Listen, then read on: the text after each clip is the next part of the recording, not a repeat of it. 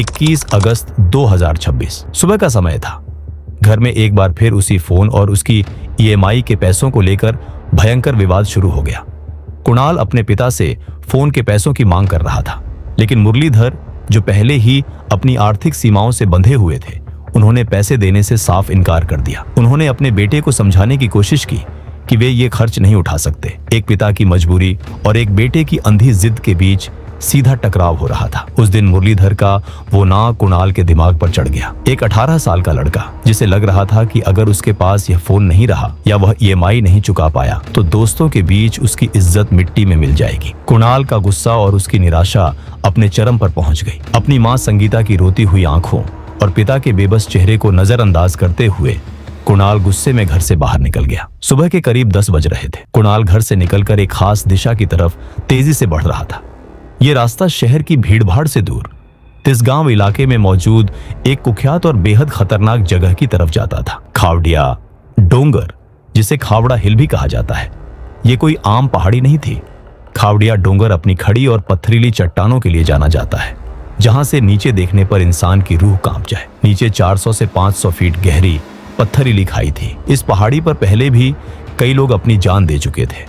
जब घर पर मुरलीधर और संगीता को इस बात का एहसास हुआ कि उनका बेटा गुस्से में उसी खतरनाक पहाड़ी की तरफ गया है, तो उनके पैरों तले जमीन खिसक गई। दोनों पति पत्नी बदहवास हालत में अपने घर से भागे। उनका दिल जोर जोर से धड़क रहा था।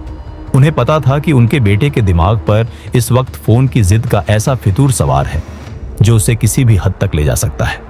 वे हाँफते हुए तिसगांव की उस पहाड़ी की तरफ दौड़ रहे थे। कुछ ही देर में हाँफते और बदहवास दौड़ते हुए कुणाल के माता पिता उस पहाड़ी की चोटी पर पहुंच गए। अपने जिगर के टुकड़े को मौत के मुहाने पर खड़ा देखकर संगीता के पैरों तले जमीन खिसक गई। इसके बाद जो हुआ उसने सभी को हैरान कर दिया। ये कहानी है महाराष्ट्र के छत्रपति संभाजीनगर की। जालना जिले के धनगर पिंपल गांव का रहने वाला एक साधारण परिवार में कुल 3 सदस्य थे। 48 वर्षीय मुरलीधर चांदगुड़े, उनकी 42 वर्षीय पत्नी संगीता चांदगुड़े और उनका इकलौता 18 साल का बेटा कुणाल। मुरलीधर पेशे से एक ड्राइवर थे। वो घर के इकलौते कमाने वाले सदस्य थे। उनके कंधों पर ही आर्थिक जिम्मेदारियों का भारी बोझ था। दूसरी तरफ थी कुणाल की मां संगीता। बाहर से देखने पर वो एक आम गृहिणी लगती थी, लेकिन उनकी एक अलग डिजिटल पहचान भी थी। संगीता यूट्यूब पर एक कंटेंट क्रिएटर थी। उनके चैनल पर 29,000 से ज्यादा सब्सक्राइबर्स थे। वो अक्सर लोगों को प्रेरित करने वाले वीडियो और व्लॉग्स बनाती थी, जिनमें कई बार उनका बेटा कुणाल भी नजर आता था। सब कुछ सामान्य लग रहा था। एक पिता जो मेहनत कर रहा है, एक माँ जो डिजिटल दुनिया में अपनी पहचान बना रही है, और एक युवा बेटा जिसके सामने उसकी पूरी जिंदगी पड़ी है। इनका इकलौता बेटा कुणाल कोई बिगड़ैल लड़का नहीं था। संगीता के कुछ पुराने यूट्यूब वीडियोस में कुणाल एक बेहद संस्कारी और मां से प्यार करने वाला बेटा नजर आएगा। एक वीडियो में कुणाल अपनी मां संगीता के साथ बैठकर शांति से चाय पीता हुआ दिखाई देता है। एक और वीडियो में तो वो अपनी मां के पैर धोकर उनका आशीर्वाद लेता हुआ नजर आता है। देखने में ऐसे लग रहा था कि कुणाल अपनी मां से बहुत प्यार करता है, लेकिन इस हंसते खेलते परिवार में एक इलेक्ट्रॉनिक डिवाइस ने परिवार की शांति भंग कर दी थी। आज के दौर की जनरेशन जी के लिए मोबाइल फोन सिर्फ बात करने का जरिया नहीं रह गया है, ये एक डिजिटल स्टेटस सिंबल बन चुका है। दोस्तों के बीच अपनी पहचान बनाने, सोशल मीडिया पर खुद को अमीर और कूल दिखाने का तरीका है। कुणाल भी इसी दौड़ का हिस्सा बन गया था। एक लोअर मिडिल क्लास परिवार से आने वाले इस युवा के मन में अपने दोस्तों को देखकर एक महंगे एप्पल आईफोन की चाहत ने जन्म ले लिया। एक ऐसा फोन जिसकी कीमत शायद उसके पिता की कई महीनों की कमाई के बराबर थी। रिपोर्ट्स बताती हैं कि कुणाल ने आईफोन खरीद लिया था या खरीदने की जिद पर अड़ा हुआ था। उसने ईएमआई के मायाजाल में कदम रख दिया था, लेकिन अब उन भारी भरकम किस्तों को चुकाने की उसकी कोई हैसियत नहीं थी। क्योंकि कुणाल कमाता नहीं था, इसीलिए ये बोझ उसके पिता मुरलीधर के कंधों पर आ गिरा। परिवार में इसी बता को लेकर अक्सर बहस होती थी। शुक्रवार 21 अगस्त 2026 सुबह का समय था। घर में एक बार फिर उसी फोन और उसकी ईएमआई के पैसों को लेकर भयंकर विवाद शुरू हो गया। कुणाल अपने पिता से फोन के पैसों की मांग कर रहा था, लेकिन मुरलीधर जो पहले ही अपनी आर्थिक सीमाओं से बंधे हुए थे, उन्होंने पैसे देने से साफ इनकार कर दिया। उन्होंने अपने बेटे को समझाने की कोशिश की कि वे ये खर्च नहीं उठा सकते। एक पिता की मजबूरी और एक बेटे की अंधी जिद के बीच सीधा टकराव हो रहा था। उस दिन मुरलीधर का वो नाक कुणाल के दिमाग पर चढ़ गया। एक 18 साल का लड़का जिसे लग रहा था कि अगर उसके पास यह फोन नहीं रहा या वह ईएमआई नहीं चुका पाया तो दोस्तों के बीच उसकी इज्जत मिट्टी में मिल जाएगी। कुणाल का गुस्सा और उसकी निराशा अपने चरम पर पहुंच गई। अपनी माँ संगीता की रोती हुई आंखों और पिता के बेबस चेहरे को नजरअंदाज करते हुए कुणाल गुस्से में घर से बाहर निकल गया। सुबह के करीब 10 बज रहे थे। कुणाल घर से निकलकर एक खास दिशा की तरफ तेजी से बढ़ रहा था। ये रास्ता शहर की भीड़भाड़ से दूर तिसगांव इलाके में मौजूद एक कुख्यात और बेहद खतरनाक जगह की तरफ जाता था। खावड़िया डोंगर, जिसे खावड़ा हिल भी कहा जाता है, ये कोई आम पहाड़ी नहीं थी। खावड़िया डोंगर अपनी खड़ी और पथरीली चट्टानों के लिए जाना जाता है, जहां से नीचे देखने पर इंसान की रूह कांप जाए। नीचे 400 से 500 फीट गहरी पत्थरीली खाई थी। इस पहाड़ी पर पहले भी कई लोग अपनी जान दे चुके थे। जब घर पर मुरलीधर और संगीता को इस बात का एहसास हुआ कि उनका बेटा गुस्से में उसी खतरनाक पहाड़ी की तरफ गया है तो उनके पैरों तले जमीन खिसक गई। दोनों पति पत्नी बदहवास हालत में अपने घर से भागे। उनका दिल जोर जोर से धड़क रहा था। उन्हें पता था कि उनके बेटे के दिमाग पर इस वक्त फोन की जिद का ऐसा फितूर सवार है जो उसे किसी भी हद तक ले जा सकता है। वे हाँफते हुए तिसगांव की उस पहाड़ी की तरफ दौड़ रहे थे। कुछ ही देर में हाँफते और बदहवास दौड़ते हुए कुणाल के माता पिता उस पहाड़ी की चोटी पर पहुंच गए। अपने जिगर के टुकड़े को मौत के मुहाने पर खड़ा देखकर संगीता के पैरों तले जमीन खिसक गई। मुरलीधर के हाथ पैर कांप रहे थे। उनका इकलौता बेटा एक ऐसी कगार पर खड़ा था जहां से वापसी का रास्ता बहुत मुश्किल नजर आ रहा था। पहाड़ी पर एक लड़के के आत्महत्या करने की खबर गांव में आग की तरह फैल गई। तिसगांव के स्थानीय लोग, कुछ पर्यटक वहां इकट्ठा होने लगे। जैसे ही वालूज एमआईडीसी पुलिस स्टेशन को खबर मिली, उनकी टीम और फायर ब्रिगेड के जवान भी मौके पर पहुंच गए। पुलिस ऑफिसर्स और फायर ब्रिगेड की टीम ने रेस्क्यू ऑपरेशन शुरू किया। उनकी योजना थी कि पहाड़ी के नीचे एक बड़ा सा सेफ्टी नेट बिछाया जाए ताकि अगर कुणाल छलांग लगाए तो उसे सुरक्षित बचाया जा सके। लेकिन खवड़िया डोंगर का भूगोल बहुत जटिल और पथरीला था। जब कुणाल ने यह देखा तो वो एक जगह खड़ा ही नहीं था। वो उस खतरनाक किनारे पर लगातार अपनी जगह बदल रहा था, कभी आगे कभी पीछे। इस वजह से टीम को नीचे जाल बिछाना लगभग नामुमकिन हो गया था। अब कुणाल को बचाने का सिर्फ एक ही तरीका बचा था, बातों में उलझाकर उसका माइंड डाइवर्ट करना। एक तरफ खाई थी और दूसरी तरफ एक परिवार की टूटती हुई सांसें। लगातार पूरे 3 घंटे तक वो मनोवैज्ञानिक लड़ाई चलती रही। संगीता अपने बेटे के सामने हाथ जोड़कर रोते हुए गिड़गिड़ा रही थी। वो बार बार कह रही थी कि बेटा नीचे आ जा, हमारी जो भी परेशानी है हम मिलकर सुलझा लेंगे। लेकिन कुणाल जैसे किसी और ही दुनिया में जा चुका था। कुणाल ना पुलिस वालों की बात सुन रहा था और ना ही अपनी मां की बात सुन रहा था। संगीता का रो रोकर बुरा हाल था। वह पिछले करीब 3 घंटे से लगातार अपने बेटे से बात कर रही थी, उसे पुकार रही थी। संगीता उसे काफी समझाने की कोशिश कर रही थी, लेकिन कुणाल पर इसका कोई फर्क नहीं पड़ा। पुलिस और फायर ब्रिगेड स्थिति को संभालने की कोशिश कर रहे थे, लेकिन जगह इतनी खतरनाक थी कि कोई भी सीधा कुणाल के पास नहीं जा सकता था। स्थिति को बेकाबू होता देख तिसगांव के सरपंच संजय जाधव आगे आए। उन्हें लगा कि विवाद सिर्फ एक फोन का है, इसलिए उन्होंने उसी आईफोन को हथियार बनाने की कोशिश की। संजय जाधव ने कुणाल को जोर से आवाज लगाई और कहा, अरे मैं गांव का सरपंच हूं, तू नीचे आ जा, तुझे जो चाहिए हम सब दिलाएंगे। अपनी माँ के बारे में तो सोच, तुझे नया आईफोन चाहिए ना, मैं तुझे खुद खरीद कर दूंगा। लॉजिक कहता है कि जिस चीज के लिए ये पूरा ड्रामा शुरू हुआ था, जब वो चीज सामने से ऑफर की जा रही हो तो इंसान को मान जाना चाहिए। लेकिन कुणाल का जवाब सुनकर वहां खड़े हर इंसान की रूह कांप गई। कुणाल ने सरपंच की तरफ देखा और एक ठंडी भावहीन आवाज में कहा, अब कोई समाधान नहीं है, अब सिर्फ एक ही रास्ता बचा है, सिर्फ एक रास्ता, मुझे बस मरना है। मनोविज्ञान की भाषा में इसे कॉग्निटिव कंस्ट्रिक्शन कहते हैं। जब इंसान का दिमाग इतना सुन्न हो जाता है कि उसे मौत के अलावा हर दरवाजा बंद नजर आता है। फोन तो अब सिर्फ एक बहाना था। कुणाल अंदर ही अंदर किसी कारण की वजह से पूरी तरह टूट चुका था। दोपहर के 1 बज चुके थे। 3 घंटे की मिन्नतों का कोई असर नहीं हो रहा था।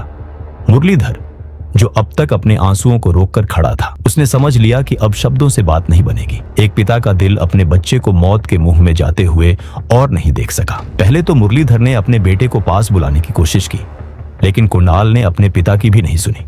जिसके बाद मुरलीधर ने अपनी जान की परवाह किए बिना कुणाल के करीब पहुंचने की कोशिश कर रहा था, ताकि बातों में उलझाकर अचानक उसका हाथ पकड़ ले और उसे खींच ले। आखिरी 15 से 20 मिनट में मुरलीधर ने अपनी जान की परवाह किए बिना उस चट्टान पर धीरे धीरे आगे बढ़ना शुरू किया। मुरलीधर अपने बेटे के बिल्कुल करीब पहुंच गया।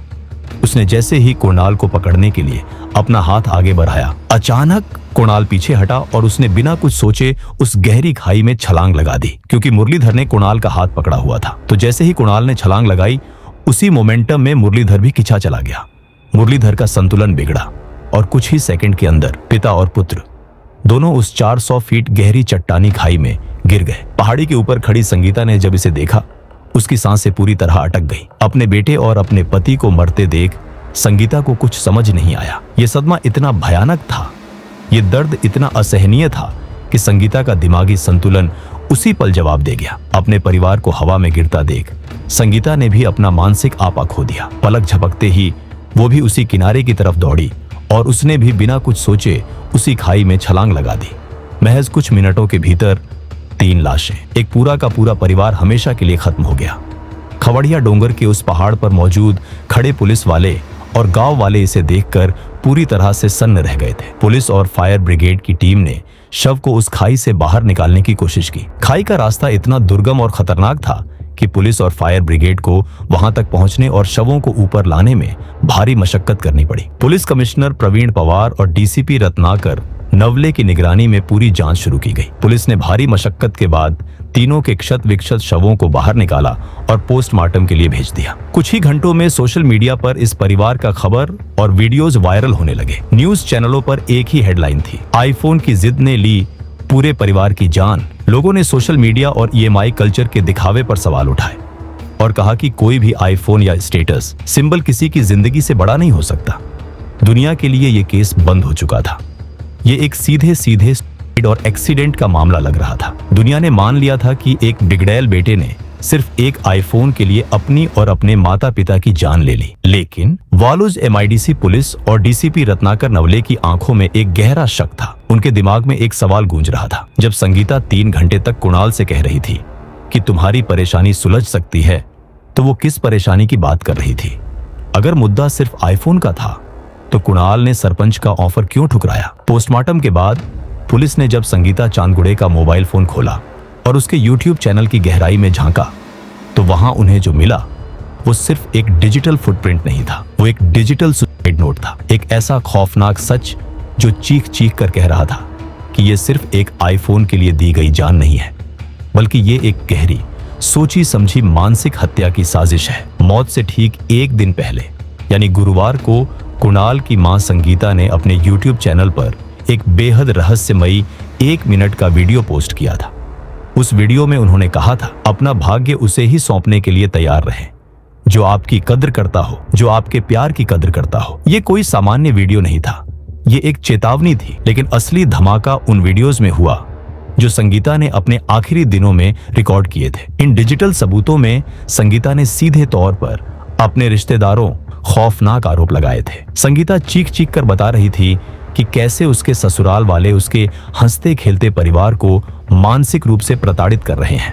वे पुश्तैनी संपत्ति हड़पना चाहते हैं और इसके लिए उन्होंने सबसे नीच तरीका अपनाया है। वे लगातार मुरलीधर और उनके 18 साल के बेटे कुणाल के बीच गलतफहमियां पैदा कर रहे हैं ताकि पिता और पुत्र का रिश्ता हमेशा के लिए खत्म हो जाए। कुछ वीडियोस में ऐसा भी दिखा जहां साफ पता चल रहा था कि संगीता और मुरलीधर के बीच रिश्ता भी सही नहीं था। अब सारी कड़ियां जुड़ने लगी थी। पुलिस सोचने लगी कि वो 3 घंटे का रेस्क्यू ऑपरेशन के दौरान जब संगीता अपने बेटे से कह रही थी कि नीचे आ जा, हमारी सारी परेशानी सुलझ जाएगी, वो आईफोन की बात नहीं कर रही थी। वो इस पारिवारिक साजिश, इस मानसिक घुटन की बात कर रही थी। कुणाल का असली कातिल वो आईफोन नहीं था, असली कातिल था वो जहरीला घर, वो मानसिक प्रताड़ना और वो साजिश जिसने उस 18 साल के लड़के से उसका बचपन, उसका पिता और उसकी मानसिक शांति छीन ली थी। जरा सोचिए उस टीनेजर के दिमाग के बारे में।